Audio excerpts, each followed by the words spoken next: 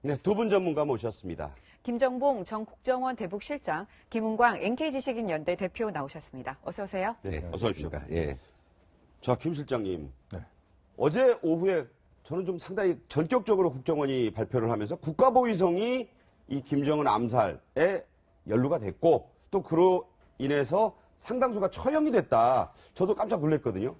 처형한 거하고 이번 사건하고는 이제 분리해서 봐야 될 것 같습니다. 네. 이번 그 김정남 암살 사건에 국가보위성 직원이 4명이 껴있다. 그렇죠, 예. 껴있다고 얘기하고 이제 외무성 직원 2, 고려항공 하나, 내각 신광무역 상사 외화벌이 일꾼 1명. 네네. 소위 리정철이라고 해서 지난번에 제일 먼저 체포된 사람이 바로 외화벌이 상사 직원입니다. 사이버 요원으로 하죠. 네, 돈벌이 한 사람이고. 네네. 예. 지금 현재 4개 기관이 들어가 있거든요. 예. 그래서 이렇게 4개 기관을 동시에 움직일 사람은 김정은밖에 없다. 그래서 아하. 김정은이 바로 지시한 거다라고 얘기를 하지만 네네. 김정은이가 지시했는데 이 전체 공작을 총추기하는 것은 국가보위성인 것 같습니다. 네. 국가보위성이 맞는 것 같고 다만 그 국가보위성에서 말이 딸리니까 베트남 현지어를 하고 인도네시아 말을 하는 외무성 직원 2를 끼고 그다음에 현지에 협조를 좀 받고 이렇게 해서 이루어진 공작인 것 같습니다. 저 어제 국정원 브리핑에는요, 그 국가보위성의 상이었던 예. 김원웅이 뭐 연금 상태에 있다 이런 얘기를 브리핑을 했고 또 부상급이 뭐 4명이다, 뭐 5명 이상이다 처형이 됐다는데 아까 김 실장님 말씀처럼 좀 별개로 봐야 되는 사안인가요? 예, 별개의 사건이에요. 이 사건, 김원웅 사건은 작년 12월부터 조사가 진행됐고, 금년 1월 달에 네. 중간 조사 결과에 의해서 일단은 강직됐습니다. 그런데 강직이라 하는 거는 강직이라는 건 이제 상장에서 강등이 됐다는 말씀이죠. 강등이죠. 예. 북한 말로는 강직이라고 하는군요. 강직이라죠. 네. 근데 이제 최근의 그 신상에 대해서 상당히 어떻게 된 거냐. 네네. 그랬댔는데 TV도 뭐 계속 나온다. 그러니까 아니냐 한데 국정원이 이제 사실을 확정했죠. 이에 따르면 사실은 지금 뭐 김원웅은 뭐 이제 당장 죽을 처지에 나 있습니다.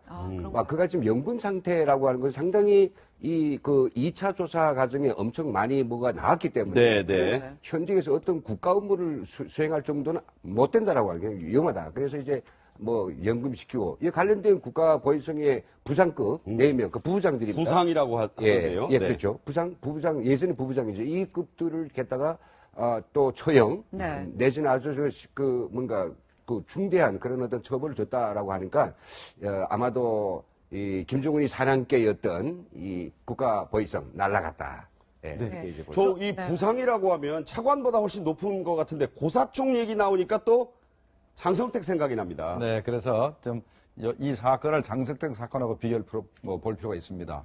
장성택도 정치국 위원이기 때문에 그냥 막 못 죽입니다. 네. 정치국 확대 회의에서 이 사람을 일단은 그 모든 당직에서 해임을 해야 됩니다. 예. 김원웅이도 현재 부하들은 다 죽였는데 김원웅이 살아있죠. 그렇죠. 참 이상한 나라죠. 네. 위에부터 죽여야 될 텐데 밑에 그 부상급들은 정치국 위원도 아니고 국무위원회 위원도 아니고 당 중앙군수안의 위원도 아니기 때문에 그냥 막 죽일 수가 있는데 김원웅이 죽이려면 당 정치국 그 회의에 결정이 나야 되고 그다음에 김원웅이 죽이려면 장성택이 죽이듯이 재판이 있어야 됩니다. 재판을 해야 되기 때문에 시간이 걸리는데 지난번에도 장성택을 죽이고 리용화, 장수길 부하들을 죽인 다음에 장성택이 죽일 때까지 한 달 걸렸습니다. 일단은 이제 부상들을 죽였다고 하니 앞으로 재판이 열리고 아마 조만간에 김원웅이 죽일 가능성이 있습니다. 조금 다른 것도 있을 수 있는데요. 지금 그 장성택이었기 때문에 거의 뭔가 하나 어떤 반체제 세력에 대한 우리가 처단한다고에 대한 이런 고시 성격도 있었거든요. 절대 권력자이기 때문에 뭐 김원웅쯤은 어떤 적법한 절차를 거치기보다는 필요할 때 할 수도 있지 않을까 뭐 이런 가능성도 좀 있습니다. 네, 지금 일각에서는 그런 얘기를 했습니다. 어제 국정원에서 이 김정난 안살에 깊이 관여한 그 국가 보위성, 이 보위성의 수장이 바로 김원웅인데 이 김원웅이 연금이 된 게 국가에 허위 보고를 해서 그렇다 이런 얘기가 나왔었거든요. 네, 여기서 말하니까 이제 북한 정권 얘기하는 거죠. 네, 도대체 어떤 허위 보고를 했길래 그런지 일단 이 얘기부터 먼저 들어보고 같이도 얘기해 보시죠. 김정은에게 허위 보고한 것이 이번에 들통이 났답니다. 그래서 김정은이 경로를 해서 김원웅 보위상을 바로 연금 상태로 하고 김정일 동상을 다른 데로 옮겼다. 너들은 김정일 동상을 섬길 정도가 안 된다. 김정일 동상을 거기 있으면 안 된다. 이래서 밖으로 옮겼다 이 말입니다. 김정은 지시에 의해서 다른 데로 옮겼다. 그만큼 보위성에 대해서는 처벌을 강화했다 이런 뜻이 되겠습니다. 자, 동상 얘기 나오네요. 네네. 아, 참, 정확한 팩트입니다. 이제 네. 동상이 좀 옮겨졌는지는 바로 위성사진으로 촬영하면 되는 거죠. 네네. 판독하면 됩니다. 네. 근데 문제는 거짓말인데요. 네. 이미 지난 1월 달에 나온 그 조사 결과에 따르면 세 가지였습니다. 하나는, 지금 김정은의 그 가계에 대한 뒷조사를 했다. 예, 그 간부들 전체에 대해서 다 사사히 조사하고, 두 번째는 뭐냐면 김정은 가지고 있는 어떤 애아벌이 그런 돈을 버는데 그걸 제대로 바치지 않고 네. 거짓말하고, 그리고 세 번째는 어떤 막강한 그런 부정부패에 한 그런 연유였죠. 근데 이런 것들이 다 거짓말이 될 수 있죠. 네네. 함축해서 그냥 당의 진심을 바치지 않고 동상이몽하면서 제일 위험하지 않습니까? 네. 그런 죄에 해당되는 것 같습니다. 네. 자, 제가 네. 어떤 허위복을 했는가 하는 이제 부분을 생각을 해보니까 네네.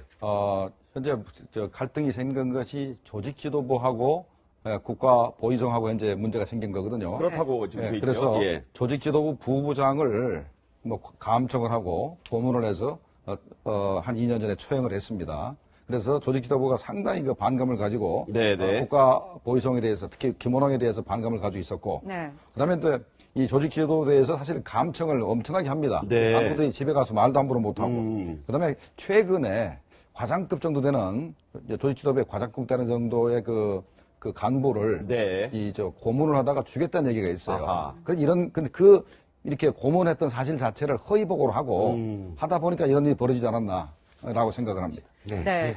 국정원이 또 어제 네. 김정남 암살에 대한 얘기를 여러 가지를 했습니다. 먼저 이 국정원에서 작년 하반기에 김정남에게 암살 조심하라는 경고를 보냈다 이런 얘기를 했고요. 또 어제 중요한 얘기 있습니다.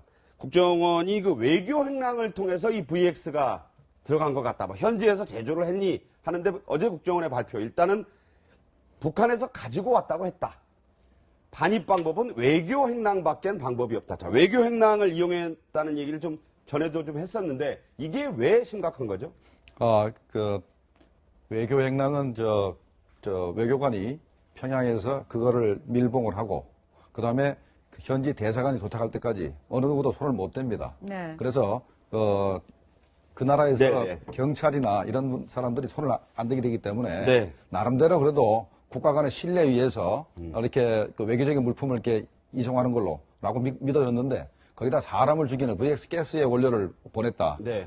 많이 완제품을 보냈다는 것은 북한이라는 나라의 그 공신력이 그냥 그대로 떨어지는 것이죠. 네. 그러니까 이제 말레이 정부가 이걸 안다면 단교의 이제 하나의 큰 단초가 될 수가 있고 또 미국이 지금 다시 작성하려고 하는 테러 지원국 명단에 오를 수 있는 결정적인 이게 원인. 외교 형량을 이용해서 VX를 반입한다? 이런 거는 정말 그렇죠. 위험한 거 아닙니까? 그럼요. 근데 애교 행랑을 했느냐에 대한 네. 아주 증거와 사실 확정을 확인이 아직 안 된다면? 돼. 예, 네. 안 된다면. 지금 현재 그러지 않아도 지금 말레이시아는 이제 교육부장, 그 다음에 애교 관방장관 포함해가지고 부총리까지도 북한과의 단교는 사실 상당히 임박한 걸로 알고 있습니다. 네. 우리가 북한하고 단교해서 우리가 잃을 게 아무것도 없다 이겁니다. 그래서 사실 북한이 말레이시아를 통해서 그 굉장한 군수물자 중에서 핵심 부품들은 다 말레이시아에 들어오고 있고 예. 노동자를 또 300명 파견해가지고 굉장한 돈을 많이 벌고 있고 이런 또 어떤 서방과의 어떤 어떤 교육 창구로서 중요한 교육 창구로 쓰고 있는 게 날아가니까 북한이 손해죠. 네. 근데 말레이시아는 상당히 단교 쪽으로 많이 가고 있는 것 같습니다. 네. 자, 피살된 김정남의 마지막 순간들에 대한 얘기 지금부터 좀 하겠습니다. 장성택이 살아있을 때는 엄청난 돈을, 그러니까 고모부와 고모가 많이 챙겨줬었던 김정남이 이 돈이 뚝 끊긴 뒤에 참 어려워서 그 무섭던 이복 동생에게 이런 편지까지 보냈다고 하죠. 네, 어제 국정원이 밝힌 내용인데요. 김정남이 나와 가족에 대한 응징 명령, 그러니까 스탠드 명령이라고 했죠. 스탠딩 명령. 오더. 예. 네, 취소하기 바란다. 갈 곳도 없고 피할 것도 없다. 도망갈 길은 자살뿐임을 잘 알고 있다라고 하면서 말미에 끝에. 생활비를 지원해달라라고 편지를 보냈다는 겁니다. 오죽하면 저런 얘기를 했겠느냐. 그 부분에 대해서 네.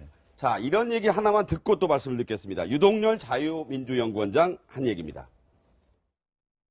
제가 알기로 김경희가 싱가포르에 와가지고 김정남을 만나가지고 여러 가지 행동의 주의를 부탁하면서 그 생활비도 놓고 한 것도 일부 정보기관에 일부 서방 정보기관에 포착했던 걸로 알고 있습니다. 김 실장님, 네. 그러니까 고모는 끔찍하게 장조카를 챙겼었는데 네. 남편 죽고 장성택 죽고 이제 본인도 어디 연금 비슷한 상태에 가면서 저게 뚝 끊겼다 이런 말이죠. 그렇죠. 저게, 김경희가 싱가포르 갔을 때는 장성택이 죽기 전입니다. 아, 물론, 네. 예. 그러니까 2012년부터 13년 말 사이에 네네. 가서 생활비를 주고, 왔다는 얘기인데, 벌써 김경희 정도 되면은 상당히 장성택 죽기 전에 지책이 높았어요. 뭐, 한때는 뭐 조직지도 부장이라는 말까지 돌았기 때문에 네. 상당한 정적인 힘을 가지고 있었기 때문에 네네. 자기 김정은이가 김정남을 죽인다는 정보를 자기 입수를 했을 겁니다. 그래서 충분히 가서 경고를 했고, 네. 그래서 말 조심해라. 네. 라고 이제 얘기를 전달했는데, 그다음에 또 이제 국정원에서 그랬지 않습니까?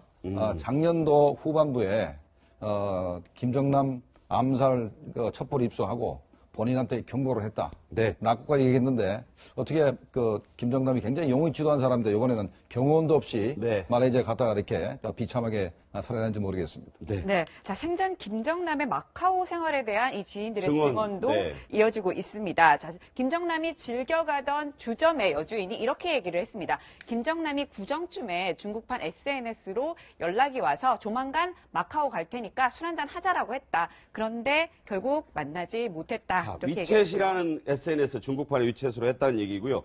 또 이 여주인 이렇게 얘기합니다. 10년 전에 가게에서 한국 마담을 찾아서 내가 뭐 꺼렸지만 만났다. 평범한 복장이어서 김정남인지 전혀 몰랐다. 김정남이 실제로 가게에 온 것은 2년 전이 마지막이었다. 이렇게 얘기하고요. 자, 거기 와서 또 한 행동도 이야기를 합니다. 여성 관련 농담을 하긴 했지만 여자 접대부를 부르는 것은 보지 못했다. 위스키를 시킨 뒤에 색종, 이게 뭐 마카오식으로 하는 주사위 게임이라고 하는데 그걸 해서 벌칙주 마시기를 주로 했지만 크게 취하지는 않았다 했고요. 주로 중국인들과 함께 왔고 매번 중국인이 돈을 냈고 한국인과 함께 온 적은 또 없다 이랬습니다. 자, 이제 별로 이 마약